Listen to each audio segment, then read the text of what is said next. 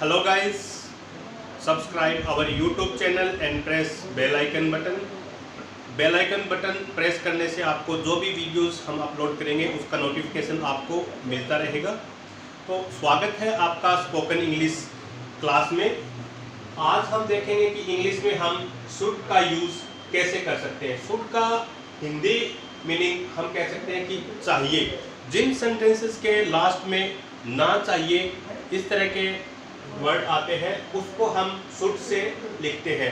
जैसे आपको वहां जाना चाहिए, यू शुड गो देयर, आपको प्रतिदिन व्यायाम करना चाहिए। He should take exercise daily, मुझे कड़ी मेहनत करनी चाहिए। आई शुड वर्क हार्ड, हमें सदा सत्य बोलना चाहिए। We should always speak the truth, हमें वहां समय पर पहुंचना चाहिए। We should reach there on time. आपने देखा कि इन सभी सेंटेंसेस के लास्ट में ना चाहिए, जाना चाहिए, करना चाहिए, करनी चाहिए, बोलना चाहिए, पहुंचना चाहिए, सभी के लास्ट में ना चाहिए आ रहा है। तो हम ये जो सेंटेंसेस है उनमें हम शुड यूज करेंगे। शुड का यूज हम किसी को सलाह देने में, एडवाइस देने में, उपदेश, इंस्ट्रक्शंस देने में, कर्तव्य का बोध कराने के लिए हम करते हैं। शुड का प्रयोग सीखिए। जैसे I should read, I should not read, should I read, why should I read. तो आपने देखा कि इन सेंटेंसेस के सभी में शुड का यूज हो रहा है और आप देख रहे हो कि शुड का यूज उन सेंटेंसेस में होता है जिनके लास्ट में ना चाहिए वाला वर्ड आता है। तुम्हें यह करना चाहिए, ना चाहिए। तुम्हें वहां जाना चाहिए, ना चाहिए। उसे यह खाना चाहिए। आप देख रहे हो कि इन सभी के लास्ट में ना चाहिए वर्ड यूज हो रहा है। तो इस तरह के वर्ड जहाँ यूज हो रहे हैं वहाँ हम शुड का यूज करते हैं। हम ग्रामर के डेप्थ में नहीं जाएंगे, हम सिर्फ स्पोकन के बिहेव पे बात करेंगे। तो हमें आज हम देखेंगे कि शुड का यूज हम कैसे कर सकते हैं। स्टूडेंट्स, मैंने यहाँ पे शुड यूज होने वाले सेंटेंसेस लिखे हैं। चाहिए जिनमें सेंटेंसेस में वर्ड आ रहा है वो सेंटेंस मैंने यहाँ लिखे हैं। और मैं आपको पहले भी मैंने बताया था कि हम ज़्यादा ग्रामर की डेप्थ में नहीं जाएंगे, हम सिर्फ थोड़ा स्पोकन पे कंसंट्रेट करेंगे। तो यहाँ मैंने कुछ फॉर्मूले, एक फॉर्मूला लिखा है। मीन्स हमें कोई काम करने के लिए एक प्रॉपर प्लानिंग या प्रॉपर फॉर्मेट की जरूरत पड़ती है। तो इसलिए मैंने यहाँ एक फॉर्मूला लिखा है जिसमें लिखा है सब्जेक्ट, उसके बाद में ऑब्जेक्ट, उसके बाद में वर्ब की फर्स्ट फॉर्म, उसके बाद में लिखा है मैंने ऑब्जेक्ट। तो ये फॉर्मूला हम यूज़ करके हम ये चार सेंटेंसेस हैं उनको हम इंग्लिश में कन्वर्ट करेंगे। मैंने लिखा है पहले आपको वहां जाना चाहिए। तो सबसे पहले हम इसमें देखेंगे सब्जेक्ट आपको, वर्ब जाना, ऑब्जेक्ट वहां, और शुड के लिए हम चाहिए यूज करेंगे। तो यहां देखते हैं हम सबसे पहले हम लिखेंगे subject you should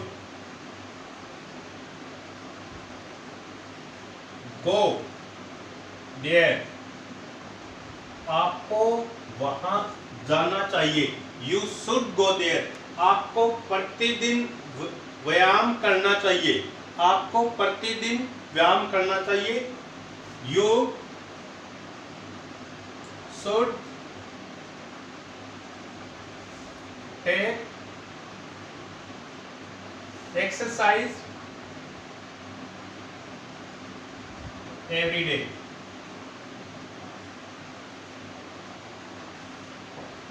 you should take exercise every day, हमें सदा सत्य बोलना चाहिए। We should always speak the truth,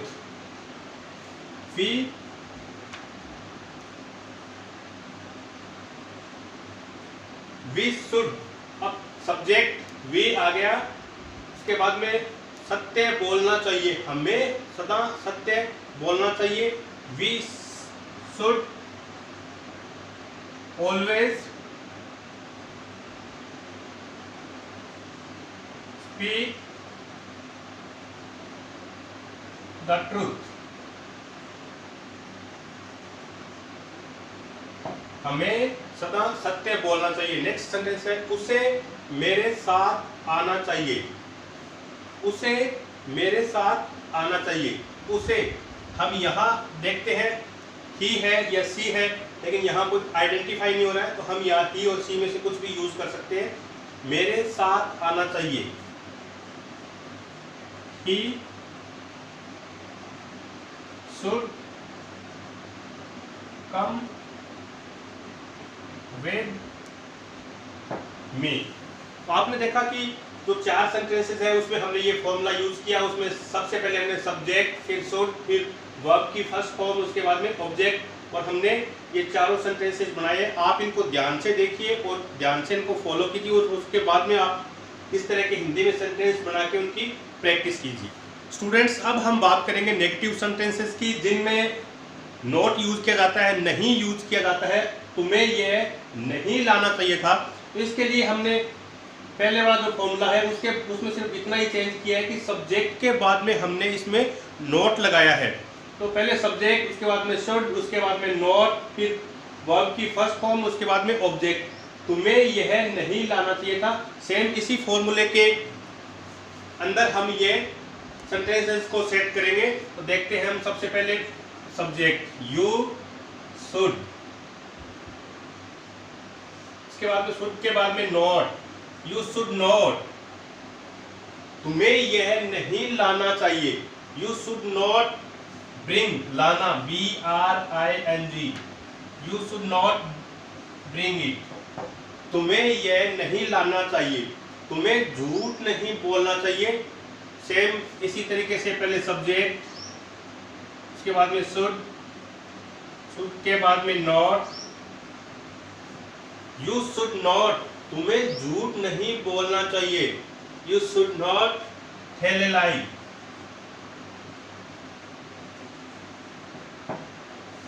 next अपने पास है इंटेरोगेटिव सेंटेंसेस। इंटेरोगेटिव सेंटेंसेस यानी जिसको हम बोल सकते हैं प्रश्नात्मक वाक्य।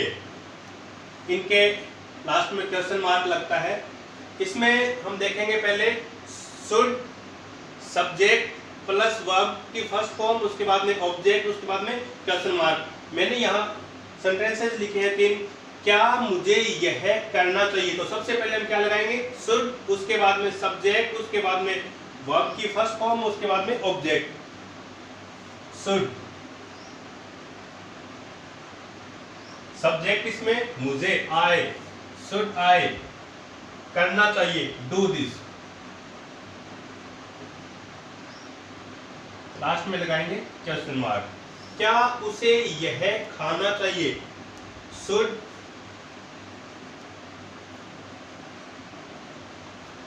उसे, ही, क्या उसे यह खाना चाहिए, शुड ही ईट इट। क्या उसे यहां बैठना चाहिए, शुड